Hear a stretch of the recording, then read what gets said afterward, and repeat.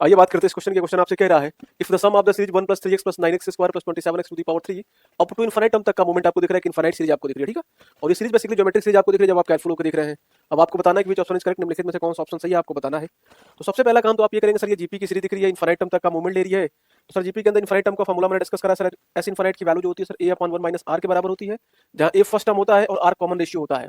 और एक बात आपको और दिमाग में रखनी होती है कि सर r की जो वैल्यू है मॉड ऑफ r की वैल्यू लेस देन 1 के बराबर होती है ना। कॉमन रेशियो जो होता है ये -1 से 1 के बीच में लाई कर सकता है। इसी परिप्रेक्ष्य में जब आप कैलकुलेट होकर देख रहे हैं तो यहाँ से आप x की वैल्यू को डिसाइड करने के लिए ऑब्जर्वेशन ले पा रहे हैं, क्योंकि सर ये फर्स्ट टर्म a हो गया। कॉमन रेशियो की बात करेंगे तो करेस्पॉन्डिंग टू टर्म्स का रेशियो सेम होना चाहिए। सेकंड अपन फर्स्ट किया 3x मिला, थर्ड अपन सेकंड किया आपको 3x मिल रहा है, फोर्थ अपन सेकंड करने में 3x मिल रहा है। ज्योमेट्रिक सीरीज आपको दिख रही है। यहाँ से सर r की वैल्यू आपने कितनी बता दी, r की वैल्यू सर बता दी आपने 3x के बराबर।